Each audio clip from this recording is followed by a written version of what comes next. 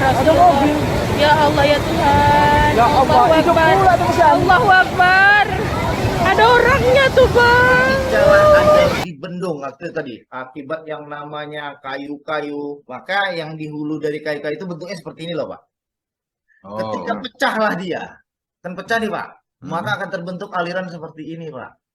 Wah ini bentuk Oh, alirannya oke. seperti ini Pak, gitu loh. Mulai melandai dia ya. Iya Pak, tapi ujungnya ini sangat tinggi, sangat cepat gitu loh. Oh ya, oke. Nah, gitu ya. Nah, itu yang tadi membawa hanyut. Yang seperti video pertama awal mula kejadian itu ketika saya dapat informasi langsung saya minta videonya. Wah, ini saya menyatakan ini bandang ini gitu loh. Ini pasti banjir bandang gitu. Tapi ketika ditambah lagi dengan bentuk ada ketangkapnya video membawa sebuah mobil twinsi saya sebagai ahli hidrolik gitu ya. Wah, ini banjir bandang gitu ya. Bukan banjir sungai yang memang tiba-tiba enggak. Karena kalau banjir sungai itu kan seperti ini, Pak. Banjir sungai itu kan sebenarnya ketika lah seluas yang warna hitam ini tadi diisi oleh hujan, maka kan airnya kan akan bertambah pelan-pelan, Pak. Ya. Beda dengan yang kejadian yang memang ini tiba-tiba meluncur dengan kencang gitu, Pak. Nah, Bung Kuswandi, dari Apa? penelitian dan pengamatan Anda, saya ingin mau bikin tenang Bung Wara nih. Karena ini kan masuk wilayah kampung dia nih. Apakah kemungkinan akan terjadi juga lagi banjir bandang berikutnya?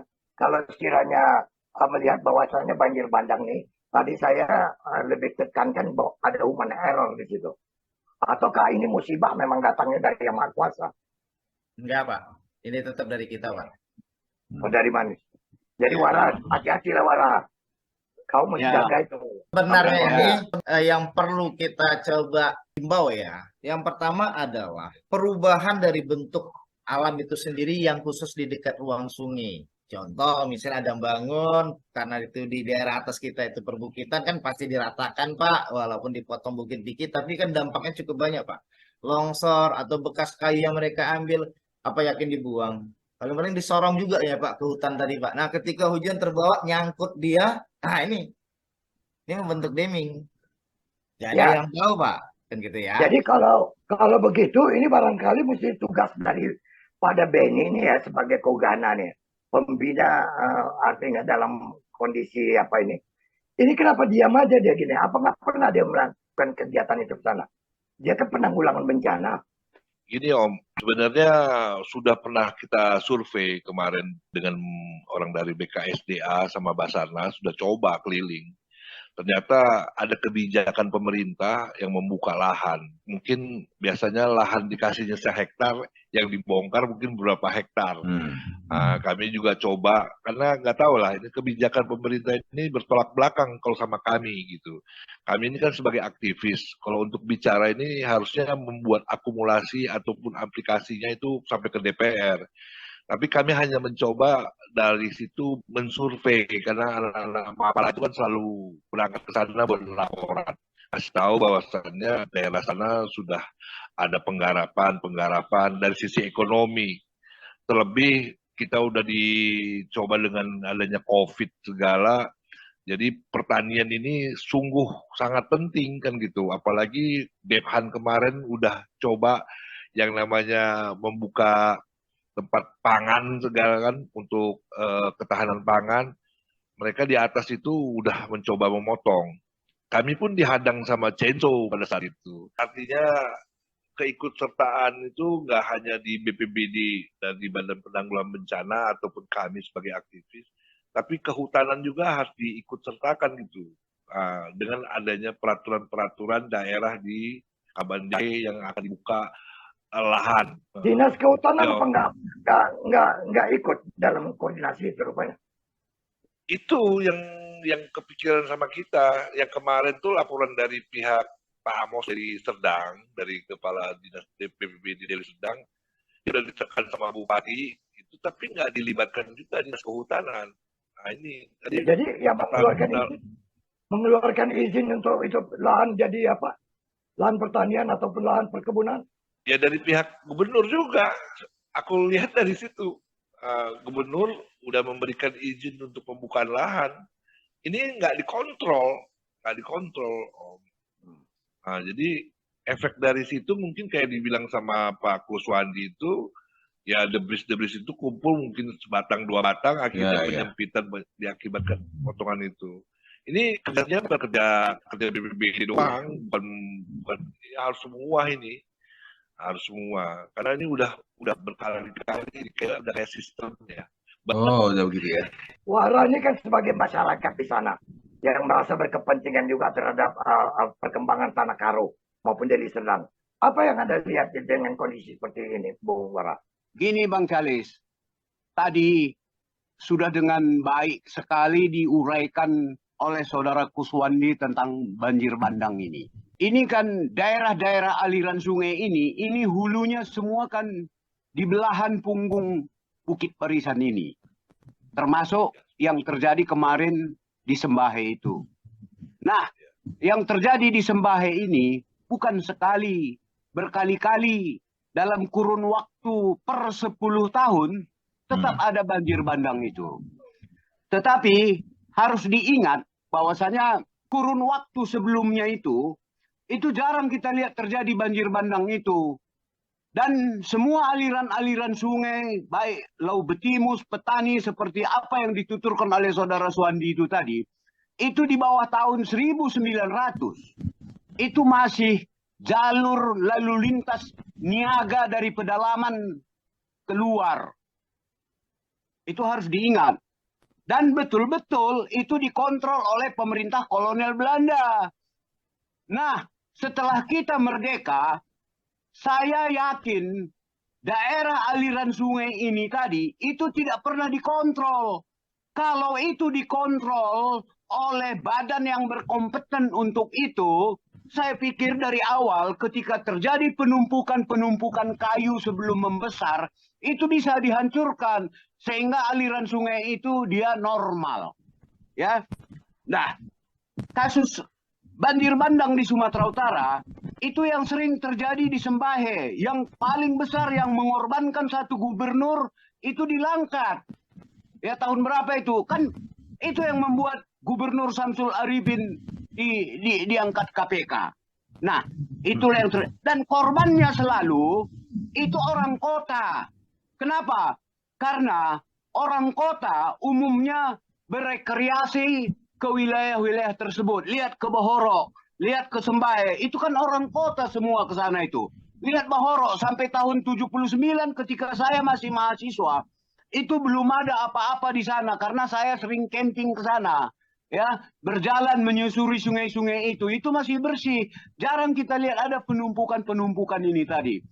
Nah, belakangan ketika banyak daerah aliran sungai itu dialokasikan tempat menjadi tempat rekreasi.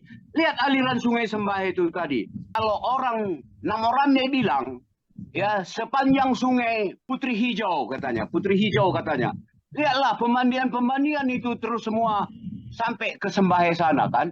Itu tak pernah dikontrol dan diizinkan oleh pemerintah.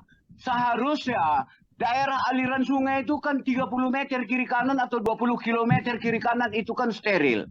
Sehingga seperti yang saya katakan tadi, orang-orang berekreasi lah yang umumnya menjadi korban dari banjir bandang ini. Ya di Sembahe itu kemarin tak ada yang korban, cuma satu mobil saja yang saya lihat hanyut.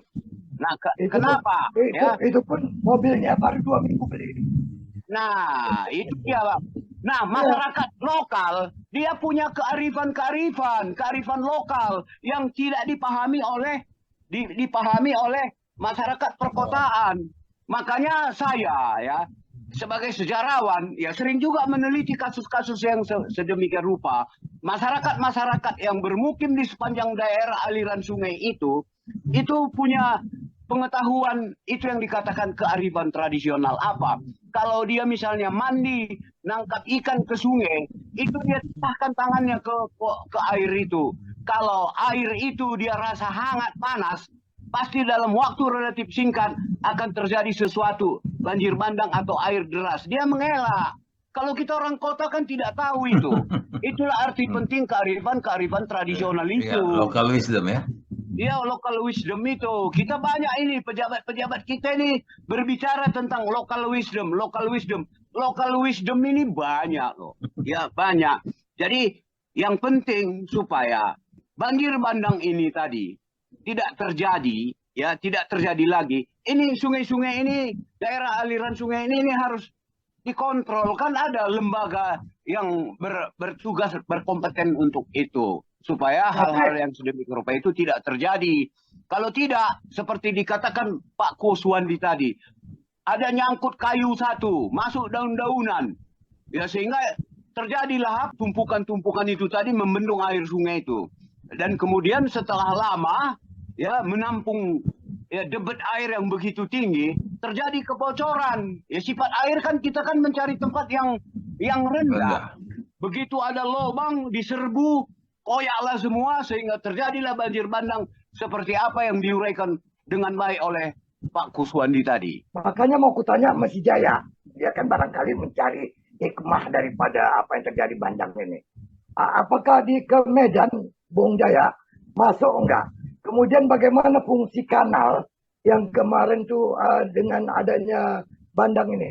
Apakah masuk air di dalam kanal itu atau tidak? Kanal itu kan cuma cari duit tuh bang, proyek itu, tahu cerita soal banjir, gak ada hubungan dengan banjir tuh, cari duit.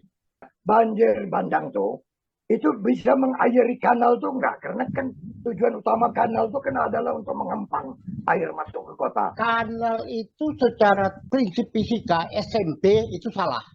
Saya udah berkali-kali nyampaikan di mana-mana itu. Secara prinsip fisika SMP itu salah. Mereka cuma cari duit, memperbaikinya gampang, mudah, gampang. Saya udah kemana-mana udah cerita itu di media di mana-mana. Kalau mau bayar, itu aja, gampang lah itu. Kerjaan mudahnya itu, memfungsikan kembali kanal itu kerja mudah. Nah sekarang banjir ini, ada satu angka yang saya agak aneh juga di BMKG ini. Banjir Bahoro itu dinyatakan dulu 112 ml.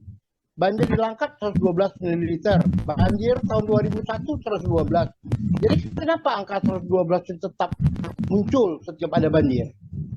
Nah, banjir yang ada di Sungai Deli itu mulai tahun 56, 2001, 2002, 2 minggu setelah 2001, kemudian ada 2011, nah ini ada lagi. 2012 kalau nggak salah, aku pernah tampilkan itu di hulu Sungai Deli itu sekarang tinggal 8%. Tinggal 8% tutupan ruang terbuka hijaunya atau hutannya. Nah sekarang coba lihat berapa persen tinggal. Mungkin aja 4%. Dan yang paling pasti bukan hanya tegakan pohon yang jadi masalah. Tegakan pohon itu 2011 itu 8%. Yang pasti 100% humusnya itu kalau di hutan daerah Karo, daerah Deli Serdang itu kedalamannya sekitar 30 sampai 50 cm. Tapi total itu habis, nggak ada lagi. Jadi kalau hujan turun dia langsung ke bawah, Ke tanah, ya. langsung aja. Itu pasti 100%. Dan aku melakukan penelitian itu. Di daerah Karo, di daerah Deli Serdang, itu habis semua yang namanya humus. Jadi humus itu sebetulnya bantal atau tilam di lantai hutan. Yang kita anggap itu lantai hutannya masih bagus. Hutannya 9%. Belum tentu hutannya bagus, lantai hutannya masih ada. Jadi hutan itu ada tegakan pohon, ada lantai hutan. Kalau enggak air ya gitulah. Ya, sebetulnya udah lama cerita ini 2010. Soal Bahoro itu saya buat tulisan itu, cari aja di Google juga ada, cari aja itu. Harusnya pemerintah kan tahu. Kenapa nggak peduli dia? Pemerintah ini tahu kalau ada tekan pohon ditebang itu jadi duit.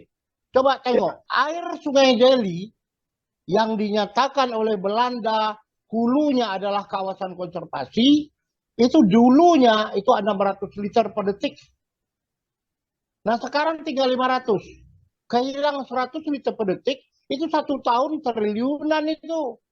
Siapa yang ngambil? Ya Aqua. Apa tanggung jawab Aqua terhadap lingkungan, alam daripada daerah hulu sungai ini? Nggak ada. Pemerintah tahu. Ya kadang-kadang orang tahu, bisa pura nggak tahu, bisa tidak mau tahu, atau memang tahu dia. Tapi tahu sama tahu, itu kan menjadi masalah kita. Nggak mungkin. Aku berani jamin mereka tahu hulu Sungai Deli ini berapa persen hutannya tinggal, mereka tahu. Kenapa? Karena kita bisa gunakan satelit, kita bisa gunakan drone. Tahun 2008 aku sudah peneliti dengan PDAM Tirta Nadi.